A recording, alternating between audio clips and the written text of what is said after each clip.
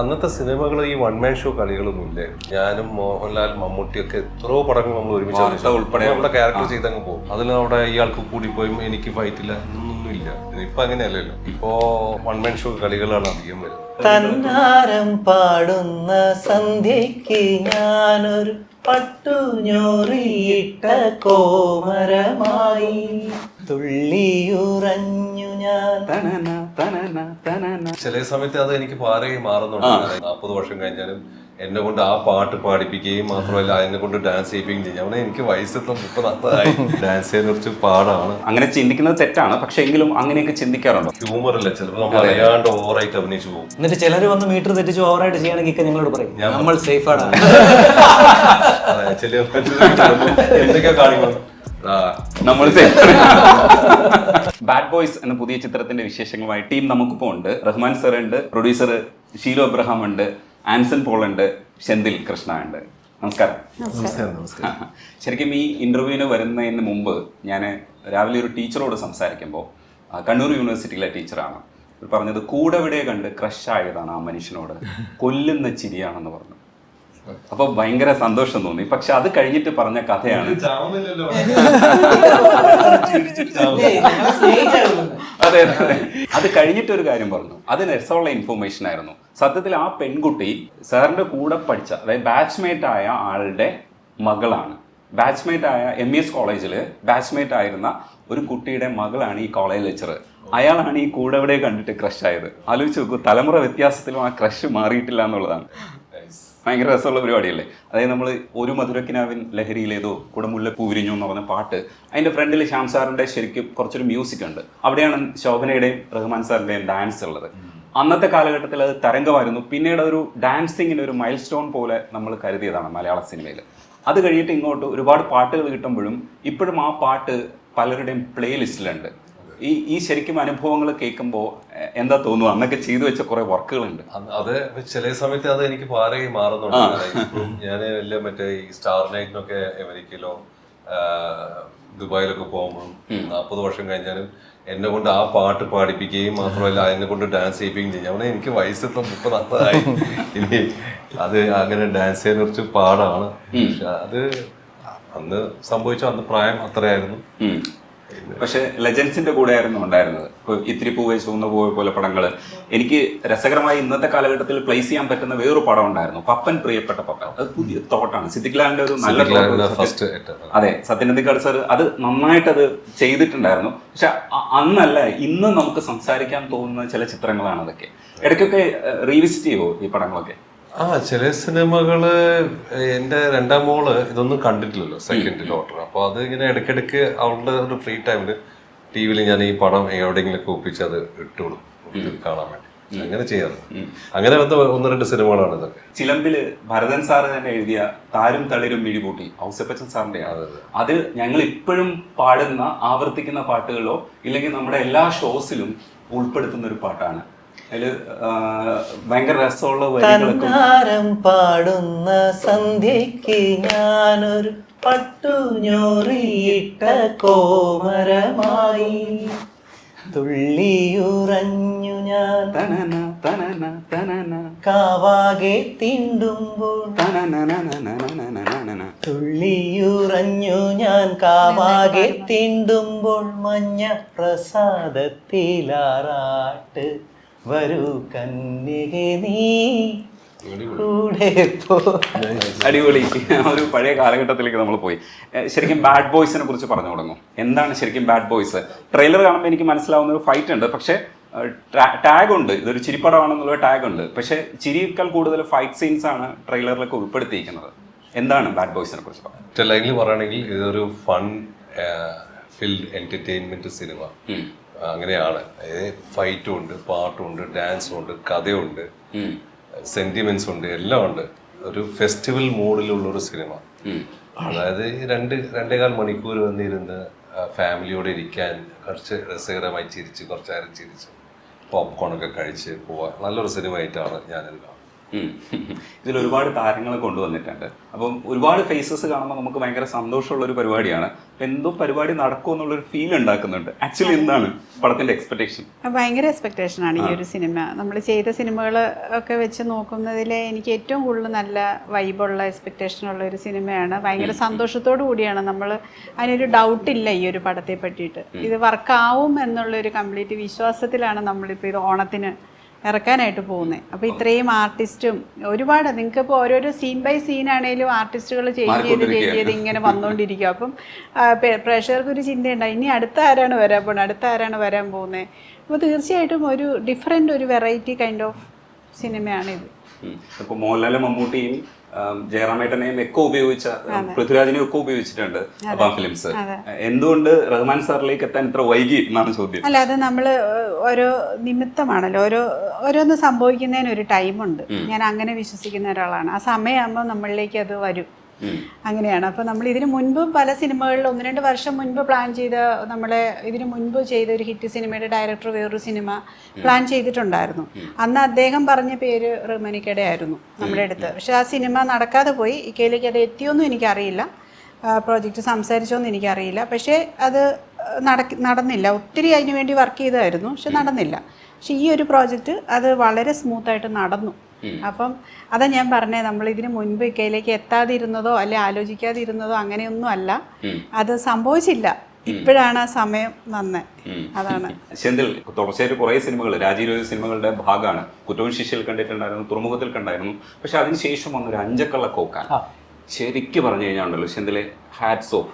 അങ്ങനെ ഒരു പടം മലയാളത്തിൽ വന്നു കണ്ടപ്പോൾ ഉണ്ടല്ലോ, ഞാൻ അവരെല്ലാവരും പോയി ഓടിപ്പോയി കെട്ടിപ്പിടിച്ചു. അവിടെ ഉണ്ടായിരുന്ന ലുക്മാൻ ഉൾപ്പെടെ എല്ലാ ബാക്കിലുണ്ടായിരുന്ന മ്യൂസിക് ചെയ്ത എല്ലാവരെയും പോയിട്ട് കെട്ടിപ്പിടിച്ചു. കാരണം അത്തരം ഒരു ക്രാഫ്റ്റ് വർക്കായിരുന്നു. ആ സിനിമയുടെ ഭാഗമാവാൻ കഴിഞ്ഞതിൽ സന്ധിന് അഭിമാനിക്കാം. തീർച്ചയായിട്ടും. അത് ഞങ്ങളും ഇത്രയും പ്രതീക്ഷിച്ചില്ല. കാരണം ഉല്ലാസാണ് ഡയറക്റ്റ് ചെയ്തേക്കുന്നത്. ഒരു എൻ്റെ ക്യാരക്ടർ കൊള്ളിയാനെന്ന് പറയുന്ന ക്യാരക്ടർ, അതിൻ്റെ 2 ക്യാരക്ടേഴ്സ്, ഗില്ലാപ്പികൾ എന്ന് പറഞ്ഞ ക്യാരക്ടേഴ്സ്, എല്ലാം ആൾക്കാർ എവിടെ പോയാലും, ചില പടങ്ങളിൽ നമ്മൾ ഒരുപാട് വലിയ കഥാപാത്രം ചെയ്യണമെന്നില്ല, ചെറിയൊരു ക്യാരക്ടർ ചെയ്താൽ മതി. അത് പക്ഷെ നമുക്ക് ഭയങ്കര എല്ലാവരുടെയും മനസ്സിൽ നിൽക്കുന്ന അത്തരത്തിലൊരു കഥാപാത്രമാണ് അഞ്ചക്കള്ള കോക്കാനിലെ കൊള്ളിയാൻ എന്ന് പറയുന്ന കാര്യം. അതിന്റെ വർക്ക് എങ്ങനെയുണ്ടായിരുന്നു? കാരണം എന്താ വെച്ചാൽ അത് എഡിറ്റിംഗ് ടേബിളിൽ എനിക്ക് തോന്നുന്നു അസാധ്യമായി പണിയെടുത്തിട്ടുണ്ട്. ഞാൻ ചോദിച്ചിട്ടുണ്ടായിരുന്നു, എഡിറ്ററോടും ചോദിച്ചു, മണികണ്ഠനോടും ചോദിച്ചു, ഇത് നിങ്ങൾ ഒരു 50 പ്രാവശ്യം പൊളിച്ച് പണിഞ്ഞിട്ടില്ലേ എന്ന് ചോദിച്ചു. അത്രയ്ക്കും നല്ല രീതിയിലുള്ള ഒരു വർക്കായിട്ടാണ് അത് പുറത്തു വന്നത്. അത് എങ്ങനെയായിരുന്നു ഷൂട്ട് ചെയ്യുന്ന സമയത്തൊക്കെ? ഷൂട്ട് അത് ഒറ്റ ലൊക്കേഷനിൽ തന്നെയാണ് അതിന്റെ പരിപാടി കംപ്ലീറ്റ്, ഇടുക്കിയിൽ. അതിന്റെ ഉല്ലാസിന് അതിനെക്കുറിച്ച് വ്യക്തമായിട്ടുള്ള ധാരണ ഉണ്ടായിരുന്നു. പിന്നെ അതിന്റെ ക്യാമറാമാൻ അർമു എന്ന് പറയുന്ന, ഇവരെല്ലാം പുതിയ ആൾക്കാരാണല്ലോ, ഇവർക്ക് ഭയങ്കരമായിട്ടുള്ള ഐഡിയ ആണ്. അപ്പോൾ അവർക്ക് വ്യക്തമായ ധാരണ ഉണ്ടായിരുന്നു ഓരോ ക്യാരക്ടറിനെ കുറിച്ചും എല്ലാം. നമ്മൾ എൻ്റെ സീക്വൻസ് ഫൈറ്റാണ് കൂടുതലും. ഒരു നമ്മുടെ പോലീസ് സ്റ്റേഷനകത്ത് കുറേ ദിവസം ഫൈറ്റ് ചെയ്യേണ്ടി വന്നു. അത് ഇച്ചിരി മാരക ഫൈറ്റൊക്കെ ആയിരുന്നു. നമ്മളെടുത്ത് തറയിലടിക്കുകയും ഒക്കെ ചെയ്യും, അവസാനം ആ പോലീസ് സ്റ്റേഷൻ പൊട്ടിക്കുകയും ഒക്കെ ചെയ്യുന്ന പരിപാടി ഉണ്ടായിരുന്നു. നല്ല രസമുള്ള പരിപാടിയാണ്. ഭയങ്കര രസമായിരുന്നു. ഗില്ലാപ്പികളൊക്കെ ഭയങ്കര രസമായിട്ട് വന്നു. അത് നന്നായിട്ട് വന്നു. ആൻസൺ ശരിക്കും സുദീപ് ആത്മീയത്തിലാണ് ആദ്യം നോട്ട് ചെയ്യുന്നത്. പക്ഷേ ആടിലെ ക്യാരക്ടർ ഉണ്ടല്ലോ, അണലി സാബു, എല്ലാവർക്കും പേരുണ്ടായിരുന്നു, മ്യൂസിക്കും ഉണ്ടായിരുന്നു. എല്ലാവരെയും ഇൻട്രൊഡ്യൂസ് ചെയ്യുന്ന സമയത്ത് ആ പടം ഭയങ്കര രസമായിട്ടാണ്. ഈ അണലി സാബുവിനെ പോലും നമ്മൾ ശ്രദ്ധിക്കുന്നത് എന്താണെന്ന് വെച്ചാൽ ഇയാളുടെ പേര് രസമുള്ള പേരാണ്. അപ്പോൾ അതിൽ എല്ലാവർക്കും നല്ല രസമുള്ള പേരുള്ളത് പോലെ ചില പടങ്ങളിൽ അങ്ങനെ ഭാഗ്യം കിട്ടാറുണ്ട്. ഈ പടത്തിൽ അങ്ങനെ ഒരു ഭാഗ്യമുണ്ട്. നല്ലൊരു പേരാണ്, ഒരു വേർഡ് അല്ലേ, നല്ലൊരു പേരാണ് എനിക്ക് കിട്ടിയിരിക്കുന്നത്. ബാഡ് ബോയ്സിൽ എന്റെ പേര് ചക്കര, ഒരു ടാഗ് ഉണ്ട്. ബാഡ് ബോയ് ആണോ? ബാഡ് ബോയ് ആണ് ചക്കര എന്നാണ് പുള്ളിയുടെ ക്യാരക്ടറിന്റെ പേര്. പക്ഷെ പുള്ളിക്ക് വേറൊരു വിശേഷണം കൂടി ഉണ്ട്. അത് നമ്മൾ പടം ഇറങ്ങുമ്പോഴേ അത് പറയാൻ പറ്റത്തുള്ളൂ. ഓരോ ക്യാരക്ടർക്കും അതിനായിട്ടുള്ള ഒരു ഇമ്പോർട്ടൻസ് ഉണ്ട്. ഇതൊരു ഷെയ്ഡ് കറക്റ്റ് ആയിട്ട് പുറത്ത് വിടാത്തതായിരിക്കും അല്ലേ? ഒരു എല്ലാ സിനിമയ്ക്കും അങ്ങനെയാണല്ലോ. വലിയ സംഭവം ഒളിച്ചു വെക്കാനൊന്നും ഇല്ല. അല്ല, സസ്പെൻസ് അല്ല ഞാൻ പറഞ്ഞു, അതിന്റെ ടോണ്.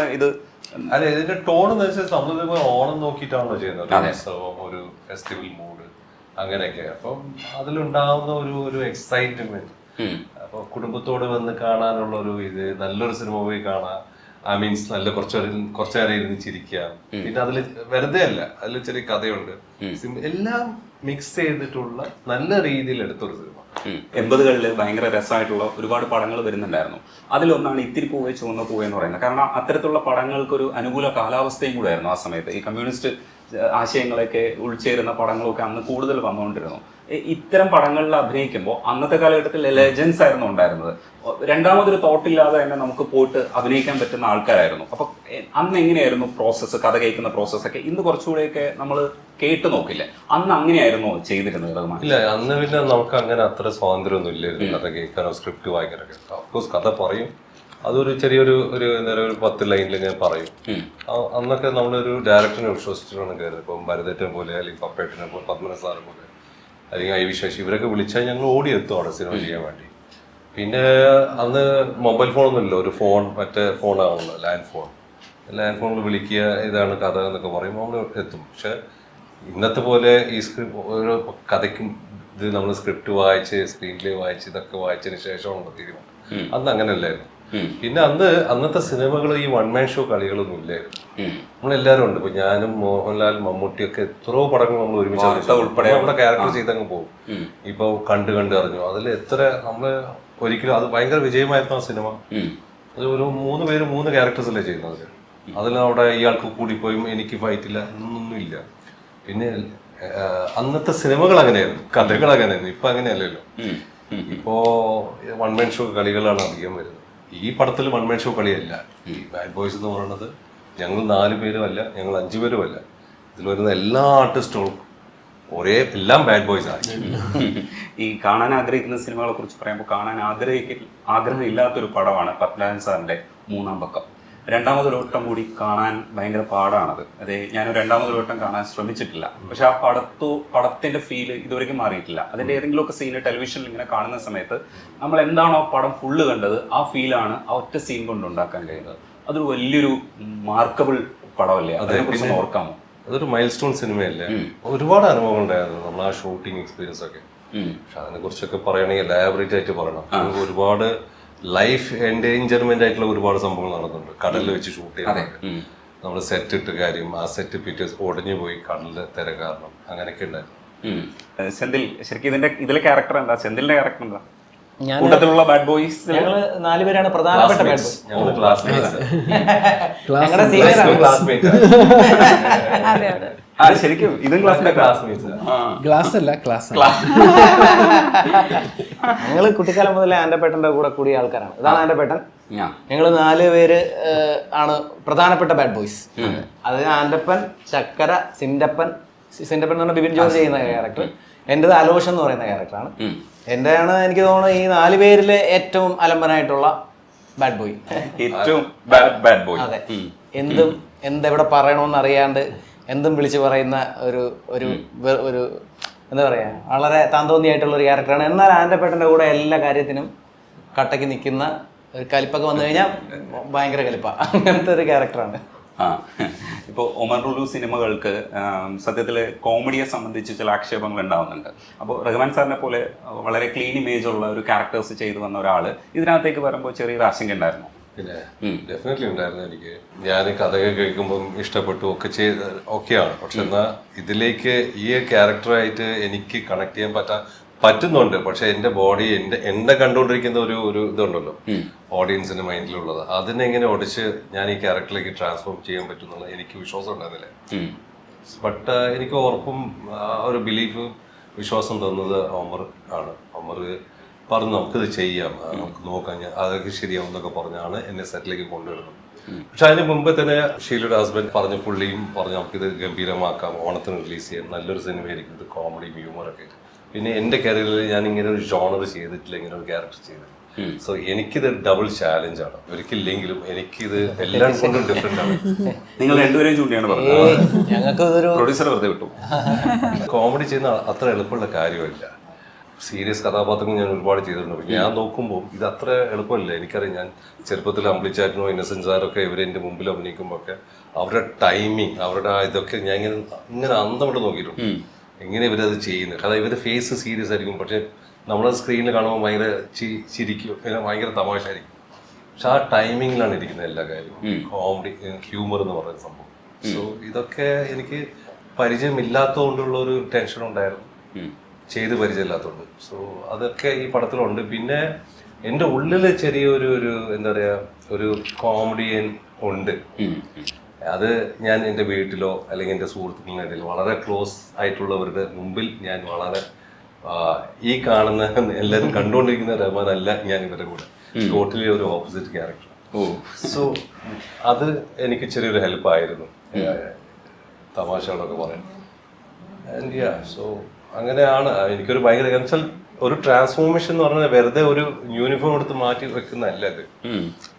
ഇത് ഫിസിക്കലി ഞാൻ മാറണം, പിന്നെ മെന്റലി ഞാൻ മാറണം, പിന്നെ ഒരു ബോഡി ലാംഗ്വേജ് ഒന്നുണ്ട്, അതിലേക്ക് ഞാൻ പോകണം. അത് എത്ര നമുക്ക് നാച്ചുറൽ ആക്കാൻ പറ്റുന്നു ആക്കണം. കാരണം പെട്ടെന്ന് ഇങ്ങനെയൊക്കെ ചെയ്ത് കഴിഞ്ഞാൽ അത് ഭയങ്കര ആർട്ടിഫിഷ്യലായിട്ട് തോന്നും. സോ അതൊക്കെ അത് ആരും അറിയാത്ത രീതിയിൽ അങ്ങ് കൊണ്ടുപോകണം. ഒരു എനിക്ക് പറയാം, ആസ് എൻ ആക്ടർ എനിക്ക് ഭയങ്കര ചാലഞ്ചിങ് എന്നാണ് ഞാൻ പറഞ്ഞത്. ഈ ലെജൻസിന്റെ ഒക്കെ സിനിമയുടെ ഭാഗമാകുമ്പോഴും ഒടുവിൽ രാജമാണിക്യത്തിന്റെയും ഭാഗമായിരുന്നു. അത് അത്തരത്തിലൊരു കോമഡി ജനറേറ്റ് ചെയ്ത് ഭയങ്കര രസമുള്ള സിനിമയാണ്. അത് മമ്മൂക്ക മാത്രമാണ് കുറച്ച് ഹ്യൂമർ ചെയ്തിരിക്കുന്നത്. ബാക്കി എല്ലാവരും അല്ലാത്ത ക്യാരക്ടേഴ്സ് ആയിരുന്നു. ആ സിറ്റുവേഷനാണ് കോമഡി ഉണ്ടായത്.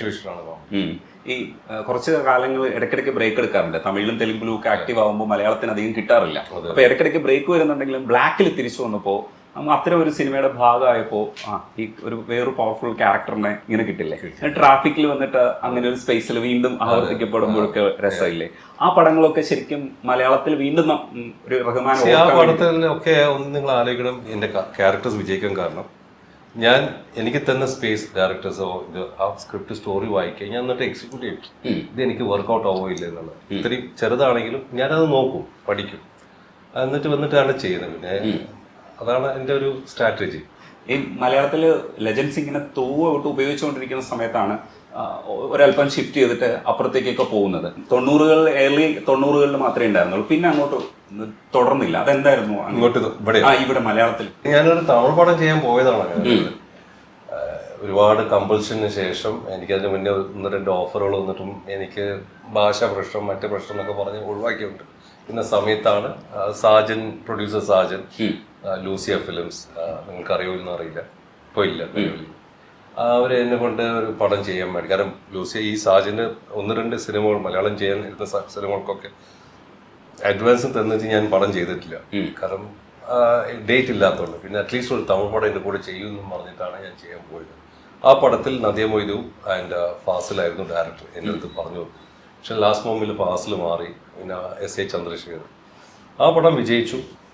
പിന്നെ സ്വാഭാവികമായിട്ട് നാച്ചുറലി സിനിമകൾ ഇങ്ങനെ വരും. പിന്നെ എനിക്ക് അവിടുത്തെ കംഫേർട്ട് ഇഷ്ടപ്പെട്ടു. മീൻസ് അവിടുത്തെ പാറ്റേൺ ഓഫ് മേക്കിംഗ്. പിന്നെ അവിടെ ബിസിയായി, തിരക്കായി. പിന്നെ അവിടെ തന്നെ അങ്ങ് കണ്ടിന്യൂ ആയി. കാരണം പിന്നെ അവരുടെ എന്താ പറയുക ഷെഡ്യൂളിങ്, പ്ലാനിങ്. ഇപ്പോൾ ഓരോ പടം എന്നെ ഒരു 6 മാസത്തിന് മുമ്പോ അല്ലെങ്കിൽ 1 വർഷത്തിന് മുമ്പേ ആയിരിക്കും ഡേറ്റ് ബ്ലോക്ക് ചെയ്യുന്നത്, അഡ്വാൻസ് പേയ്മെൻ്റ് ഒക്കെ. ഇപ്പോൾ ഞാൻ ഓൾറെഡി ഇങ്ങനെ ഫുള്ളാണ്, ഫുൾ ഇയർ സെക്കൻഡ്. മലയാളത്തിൽ പറയുമ്പോൾ അടുത്ത ആഴ്ചക്കോ അല്ലെങ്കിൽ അടുത്ത മാസത്തേക്കായിരിക്കും എനിക്ക് ഡേറ്റ് ആവശ്യപ്പെടുന്നത്. സോ അതെനിക്ക് കൊടുക്കാൻ പറ്റാണ്ട് ഒരു ഘട്ടമായിരുന്നു സമയം. പിന്നെ അങ്ങനെ മറന്നു. പിന്നെ എന്താ കാലം മാറി, ന്യൂ ജനറേഷൻ വന്നു. അന്നുണ്ടായിരുന്ന അസിസ്റ്റന്റ് ഡയറക്ടേഴ്സ് വലിയ ഡയറക്ടേഴ്സായി മാറി. സോ ടോട്ടലി ഒരു ഡിഫറെന്റ് ഫേസ് വന്നു. പക്ഷേ ആ സമയത്തുള്ള വർക്കുകളൊക്കെ ഇപ്പോഴും യൂട്യൂബിലൊക്കെ ലഭ്യമാണ്. പിന്നെ പാട്ടുകൾ, ഇപ്പോൾ രവീന്ദ്രൻ മാഷിന്റെ അസാധ്യമായ പാട്ടുകൾ കിട്ടിയിട്ടുണ്ട്. ഹൃദയം ഒരു വീണയായി, തമ്മിലില്ല. അതിലൊരു കാലഘട്ടത്തിൽ എനിക്ക് തോന്നുന്നു ആ പാട്ടുകളൊക്കെ ഇത്തിരി നാണമൊക്കെ എല്ലാ കല്യാണ ആൽബങ്ങളിലും ഉപയോഗിച്ചുകൊണ്ടിരുന്ന പാട്ടാണ്. ഇത്തിരി നാണം പെണ്ണിൻ കവിളിൽ കുങ്കുമമേകുമ്പോൾ, മംഗളഗന്ധം ആണിൻ കരളിനെ ഇക്കിളിയൂട്ടുമ്പോ, ആശംസ പുഷ്പങ്ങൾ നിങ്ങൾക്കായി. ശീല, ശരിക്കും റഹ്മാൻ സാറിനെ ഓർക്കുമ്പോൾ നമുക്ക് ഇത്തരത്തിലുള്ള ഒരുപാട് ഓർമ്മകളുണ്ട്. ആ മനുഷ്യനെയാണ് നമ്മൾ റീപ്ലേസ് ചെയ്തിട്ട് പല പടങ്ങളിലും നമ്മൾ ഉപയോഗിച്ചിട്ടുണ്ട്. ബ്ലാക്ക് മുതൽ ഇങ്ങോട്ട് നമ്മൾ വേറൊരു തരത്തിൽ ഉപയോഗിച്ചിട്ടുണ്ട്. പവർഫുള്ളാണ്. ഇതിൽ ഉപയോഗിക്കുമ്പോൾ വേറൊരു ജോണറിലാണല്ലോ ഉപയോഗിക്കുന്നത്. അപ്പൊ അതിന്റെ തോട്ട് ഡയറക്ടർ കൺവിൻസ്ഡ് ആയിട്ടാണോ പറഞ്ഞത്? എങ്ങനെയായിരുന്നു? തീർച്ചയായിട്ടും ഭയങ്കര കൺവിൻസ്ഡ് ആയിരുന്നു അദ്ദേഹം. എനിക്ക് തോന്നുന്നു ഇത് റഹ്മാനിക്ക തന്നെ ഈ ക്യാരക്ടർ തീരുമാനിച്ചുറപ്പിച്ചിട്ടാണ് ഞങ്ങളിലേക്ക് തന്നെ വരുന്നത്. അപ്പോൾ ഞങ്ങൾ ഓൾറെഡി ഇക്കനെ ഇഷ്ടമുള്ള ഒരു ആൾക്കാരാണ്. അപ്പം തീർച്ചയായിട്ടും പിന്നെ നമുക്ക് വേറൊരു ഓപ്ഷൻ അവിടെ ചിന്തിക്കേണ്ടതായിട്ടില്ലല്ലോ. പിന്നെ ഹ്യൂമർ ക്യാരക്ടറൊക്കെ ചെയ്യുമോ എന്നൊക്കെ ഉള്ളതിനെ പറ്റിയൊന്നും നമ്മൾ എന്തിനാണ് ബോധറാവുന്നുണ്ട്. ഇദ്ദേഹം ഇത്രയും സീനിയറാണ്, ഇത്രയും എക്സ്പീരിയൻസ്ഡ് ആണ്, അത് അദ്ദേഹത്തിന് തന്നെ അറിയാവുന്ന കാര്യമാണ്. പിന്നെ അത് നമ്മുടെ ഒരു ഏരിയയേ അല്ല, അദ്ദേഹം അത് ഹാൻഡിൽ ചെയ്യുമോ എന്നൊക്കെ ഉള്ളതിനെ പറ്റി ഒരു ചിന്ത എനിക്ക് തോന്നുന്നില്ല. ഞാൻ ആസ് എ പ്രൊഡ്യൂസർ അല്ലേ, എൻ്റെ ഹസ്ബൻഡ് അത് ചിന്തിക്കേണ്ട മാറ്റർ അല്ല, അദ്ദേഹത്തിന് തന്നെ അറിയാമല്ലോ. അത് അദ്ദേഹം ആ സിനിമയ്ക്ക് എഗ്രി ചെയ്തിട്ടുണ്ടെങ്കിൽ അത് നമ്മളുടെ ഏരിയ അല്ലല്ലോ ചിന്തിക്കേണ്ടത്. അപ്പം അദ്ദേഹം എഗ്രി ചെയ്തു എന്നുള്ളതാണ് നമ്മുടെ ഒരു ഏറ്റവും പ്ലസ് പോയിന്റ്. അതിനപ്പുറത്തേക്ക് ഞങ്ങളുടെ ചിന്ത പോയിട്ടില്ല. ഈ ഷീലു ചെയ്ത വേഷങ്ങളിൽ പോലീസ് വേഷം ചെയ്ത പുതിയ നിയമം എനിക്ക് ഇഷ്ടപ്പെട്ടതാണ്. ഷീ ടാക്സി ശ്രദ്ധിക്കപ്പെട്ടെങ്കിലും പുതിയ നിയമത്തിലെ ക്യാരക്ടർ പോലീസ് IPS, അതിന് അത്തരത്തിലുള്ള ചില ക്യാരക്ടേഴ്സിന് യൂണിഫോമിന്റെ ഒരു ബലവും കൂടെ കിട്ടും.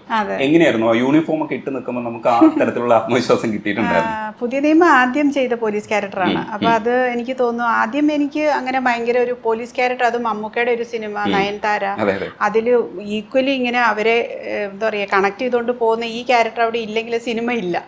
അത്രയും ഇമ്പോർട്ടൻ്റ് ക്യാരക്ടറാണ്. അപ്പോൾ എന്നിലേക്ക് ആ ഒരു സിനിമ AK സാജൻ എന്നെ വന്ന് കണ്ടു, എൻ്റെ ഫിസിക്കൊക്കെ കണ്ടു. അപ്പോൾ യൂണിഫോമിൽ എങ്ങനെ ഉണ്ടാവും എന്നൊക്കെ അദ്ദേഹത്തിന് എന്നെ കണ്ടപ്പോൾ തന്നെ പറഞ്ഞു ഓക്കെ ആണെന്ന് പറഞ്ഞു. മമ്മൂക്കയ്ക്ക് ഡൗട്ട് ഉണ്ടായിരുന്നു ഞാൻ ചെയ്യുമോ എന്ന് ഡൗട്ട് ഉണ്ടായിരുന്നു. അപ്പോൾ അതൊക്കെ എൻ്റെ ബിഗിനിങ് ആണല്ലോ. പക്ഷേ യൂണിഫോം ഇട്ടു, ഞാൻ എന്നെ ആരും പഠിപ്പിച്ചിട്ടില്ല, ഒന്നും പറഞ്ഞു തന്നിട്ടില്ല, ഒന്നുമില്ല.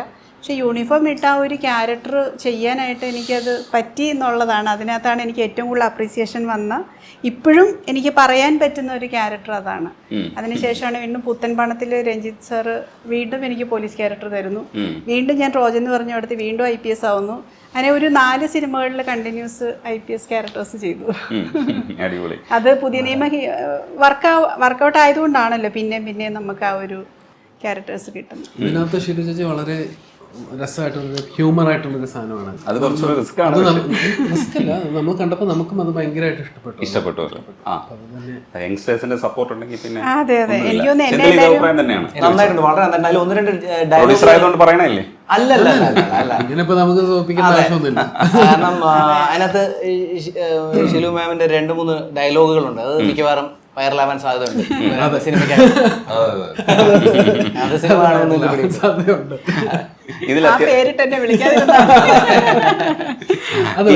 ഈ അടുത്ത് ഞാൻ അലക്സ് പോൾ സാറിനെ കാണുമ്പോൾ അമ്പലക്കര തെച്ചിക്കാവിൽ പൂരം ആ പാട്ടിനെ കുറിച്ച് സംസാരിച്ചായിരുന്നു. അത് NG ശ്രീകുമാർ കുറച്ച് ടൈം എടുത്തിട്ടാണ് പാടിയെന്ന് പറഞ്ഞു. അപ്പോൾ അത് നന്നായി വന്നു. അതും അടുത്ത സിനിമയിൽ രാജമാണിക്യത്തിലും അതേപോലെ ഒരു പാട്ട് റഹ്മാൻ സാർ ചെയ്തിട്ടുണ്ടായിരുന്നു. ഇതിലെ പാട്ടുകൾ എങ്ങനെയൊക്കെയാണ് വന്നേക്കുന്നത്? അതിൻ്റെ ഒരു മ്യൂസിക്കൽ സ്പേസിൽ മ്യൂസിക്കൽ സൈഡ് എൻ്റെ അതോറിറ്റി ഒമർ ലുലു അല്ല. ഒമർ ലുലുവിന് ഒരു വിഷൻ ഉണ്ടായിരുന്നു. ഈ വിഷനിൽ എല്ലാരെയും സാറ്റിസ്ഫൈ ചെയ്യണം. സോങ്ങുകളുടെ കാര്യത്തിൽ അദ്ദേഹം പുള്ളി അത് പറഞ്ഞു എൻ്റെ അടുത്ത്. അപ്പോ ഒരു മാപ്പിള പാട്ടുണ്ട്, പിന്നെ ഒരു കാവടി സോങ്, പിന്നെ അങ്ങനെ നല്ല 3-4 നല്ല മെലഡി ഉണ്ട്, പിന്നെ ഒരു തട്ടുപൊളിപ്പം പാട്ടുണ്ട്. ടോട്ടലി ഒരു ആഘോഷമായിരിക്കും പ്രതീക്ഷിക്കാം. എല്ലാം കണ്ടുകൊണ്ടാണ് ഒരു ഓണത്തിന് വേണ്ടി ഇറക്കാം. പിന്നെ ഒമർക്കയുടെ അടാർലൂലെ പാട്ട് തന്നെ അറിയാലോ, അതെ അതെ അത്രയും പോപ്പുലറായി. അത് നമുക്ക് ആദ്യമായിരുന്നു ഒരു മേക്കറുടെ കയ്യിൽ നിന്നാണ് ഇതിന്നും പാട്ടുകൾ ഉണ്ടാകുന്നത്. ഉത്സവത്തില് കുറെ സംഭവങ്ങളൊക്കെ ഉണ്ടാവില്ലേ, അവിടെ ഐസ്ക്രീം വിൽക്കുന്നവർ, പിന്നെ മറ്റേ ജയന്റ് വീൽ ഉണ്ടാവും, അതുണ്ടാവും, പലതും ഉണ്ടാവും. അതുപോലെ ഒന്ന് വിചാരിച്ചാൽ മതി.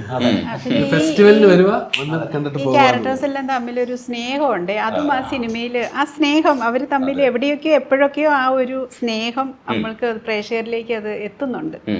അത് ആൻ്റപ്പൻ്റെ വർത്തമാനത്തിലായിക്കോട്ടെ, അല്ലെങ്കിൽ ഇവർ റിയാക്ട് ചെയ്യുന്നതിലായിക്കോട്ടെ, ഓട്ടോമാറ്റിക്കലി, അതായത് നമ്മൾ എത്തിക്കാൻ വേണ്ടി എത്തിക്കുന്നതല്ല, നമുക്കത് ഫീൽ ചെയ്യും ആ സിനിമ കാണുമ്പോൾ ഒരു സ്നേഹം. അത് അതെ അതെ ഇമോഷൻസും ഒക്കെ ആ ക്യാരക്ടേഴ്സ് തമ്മിൽ നമ്മൾ അത് ഏറ്റവും ഇമ്പോർട്ടൻ്റ് ആണ് ഒരു സിനിമ ഇറങ്ങുമ്പോൾ എന്നാണ് എനിക്ക് തോന്നുന്നത്. ഇതിൽ എല്ലാ ക്യാരക്ടർക്കും ഒരു വ്യക്തിത്വമുണ്ട്. അതാണ് അത് മെയിൻ. അല്ലാതെ ചുമ്മാ വരുന്നതല്ല. ഓരോ ക്യാരക്ടർ എന്തിനു വരുന്നു, ആ ക്യാരക്ടർ ഭയങ്കര ഒരു നല്ല ഒരു സ്ട്രോങ് ആയിട്ടുള്ള ക്യാരക്ടേഴ്സാണ് ഇതിൽ വരുന്ന. ഈവൻ 2 സീനാണെങ്കിൽ ആ ക്യാരക്ടറിന് ഭയങ്കര ഇമ്പോർട്ടൻസ് ആണ്. അതും എല്ലാം ഒരു ആർട്ടിസ്റ്റാണ് ചെയ്തിരിക്കുന്നത്, ഓരോ ആർട്ടിസ്റ്റും. ഈ പണ്ട് അഭിനയിച്ചതിൽ കുറേ റൊമാൻസ് സീനുകളൊക്കെ ഉണ്ട്. അത് ഏതെങ്കിലുമൊക്കെ കാണുമ്പോഴത്തേക്ക് അങ്ങനെ ചെയ്യേണ്ടായിരുന്നു, ഓക്കോടാണ്, അങ്ങനെ ചിന്തിക്കുന്നത് തെറ്റാണ്. പക്ഷെ എങ്കിലും അങ്ങനെയൊക്കെ ചിന്തിക്കാറുണ്ടോ, അയ്യേ ഇത് ചെയ്യേണ്ടായിരുന്നു എന്നൊക്കെ? ചിന്തിക്കാറുണ്ട്. പക്ഷെ സോങ് ഒന്നല്ല, നമ്മൾ ഈ ഷൂട്ടിങ്ങിന്റെ സമയത്ത് തന്നെ ഞങ്ങൾ പരസ്പരം ഒരു ഷോട്ട് കഴിഞ്ഞാൽ ഓവറായോ കൂടിപ്പോയി ഞാൻ സെന്തിനടുത്ത് ചോദിക്കും, ആൻസറിനടുത്ത് ചോദിക്കും, അങ്ങോട്ടും ഇങ്ങോട്ടൊക്കെ. കാരണം അത് ഹ്യൂമർ അല്ല, ചിലപ്പോൾ നമ്മൾ അറിയാണ്ട് ഓവറായിട്ട് അഭിനയിച്ചു പോകും. പിന്നെ അതും പാടില്ല, വളരെ കുറഞ്ഞും പാടില്ല. എന്നിട്ട് ചിലർ വന്ന് മീറ്റർ തെറ്റിച്ച് ഓവറായിട്ട് ചെയ്യുകയാണെങ്കിൽ ഞങ്ങളോട് പറയും നമ്മൾ സേഫാണ്. അതെ, ആക്ച്വലി എന്തൊക്കെയോ കാണിക്കുന്നു നമ്മൾ അത് ഇന്നത്തെ കാലഘട്ടത്തിന്റെ ഒരു മാറ്റവും കൂടെ അല്ലേ. അന്ന് കുറച്ചുകൂടെ എക്സ്പ്രസീവ് ആവണമായിരുന്നു, ഇന്ന് കുറച്ചുകൂടെ സെറ്റിലായിട്ട് മതി എന്നുള്ളൊരു മാറ്റവും കൂടെ ഇതിനകത്ത് വന്നിട്ടില്ലേ സിനിമയിൽ? അങ്ങനെ ഒരു സ്റ്റൈലും കൂടെ മാറിയിട്ടില്ലേ? പിന്നെ ഞാൻ പറഞ്ഞ ആ ട്രാൻസ്ഫോർമേഷൻ തന്നെ എനിക്ക് ഭയങ്കര ഒരു ഇതാണ്. ഞാനത് കാണിച്ചില്ലെങ്കിലും ഇവർക്കത് അറിയില്ല. പക്ഷെ എനിക്ക് ആ മെന്റൽ പ്രിപ്പറേഷൻ ചെയ്യുന്നുണ്ട്. റൂമിൽ നിന്ന് വരുമ്പോഴേ ഞാനത് മനസ്സിൽ പ്രിപ്പയർ ചെയ്തുകൊണ്ട് ഞാൻ ആ ഒരു പൊട്ടൻ കളി മറ്റേ കണ്ണടിക്ക് നോക്കിയിട്ട് ഈ ഹാൻഡപ്പൻ എന്ന് പറഞ്ഞിട്ടാണ് പിന്നെ കാറ് കയറുന്ന ലൊക്കേഷൻ വരുന്നത്. ഓ, അതടിപൊളി. അത് സീനിയർ ആക്ടർ അങ്ങനെ പറയുമ്പോൾ ഭയങ്കര പഠിക്കുകയാണ് നമ്മൾ. ഞങ്ങൾക്ക് പല കാര്യങ്ങളിലും മാതൃകയാണ്. കാരണം പഴയ കാര്യങ്ങൾ, പഴയ ഡയറക്ടേഴ്സിന്റെ അടുത്ത് നിന്ന് പഠിച്ച കാര്യങ്ങൾ ഇപ്പോഴും ഫോളോ ചെയ്യുന്നതാണോ കറക്റ്റ്? അതിപ്പോ എനിക്ക് ഫോളോ ചെയ്യാൻ പറ്റില്ല. അല്ല, അതായത് കറക്റ്റ് സമയം 8 മണിക്ക് വരണമെന്ന് പറഞ്ഞാൽ 7 മണിക്കേ വന്ന് ലൊക്കേഷനിലുണ്ടാവും. അത് ഞാൻ പിന്നെ ടൈമിന്റെ ഒരാളാണ് എല്ലാ കാര്യത്തിലും. അതടിപൊളി. അപ്പൊ പ്രൊഡ്യൂസർക്ക് അക്കാര്യത്തിൽ ലാഭം ഉണ്ടായിരിക്കും. പക്ഷേ പ്രൊഡ്യൂസറെ കുറിച്ച് നിങ്ങളൊരു കമന്റ് പറയോ? എങ്ങനെയുണ്ടായിരുന്നു? കണ്ണു മഴപ്പിക്കും ഇടയ്ക്കൊക്കെ സമയത്തിന് വന്നില്ലെങ്കിൽ? ഞാനങ്ങനെ പ്രൊഡ്യൂസറായിട്ട് ആർട്ടിസ്റ്റായിട്ട് അവിടെ നിൽക്കോളൂ. അവിടെ ബാക്കിയെല്ലാം കംഫർട്ടബിൾ ആണോ? ലേറ്റ് ആയിട്ട് വരും, ചിലപ്പോൾ വരില്ല, തൊടാൻ പാടില്ല. അപ്പൊ ഇതേ ഒരു വൈബിലായിരിക്കുമല്ലോ നിങ്ങൾ ഷൂട്ട് ചെയ്തത്. അത് സിനിമയിലും അതിന്റെ ഒരു പ്രതിഫലനം ഉണ്ടാവുമെന്ന് പ്രതീക്ഷിക്കുന്നുണ്ട്. അപ്പൊ തീർച്ചയായിട്ടും ഓണത്തിന് എല്ലാവരും തിയേറ്ററിൽ പോയിട്ട് സിനിമ കാണുക. അപ്പോ അത് നന്നായി വരുമെന്നാണ് ഞാനും പ്രതീക്ഷിക്കുന്നത്. അങ്ങനെ തന്നെ ആവട്ടെ. നന്ദിയുണ്ട് സംസാരിക്കാൻ.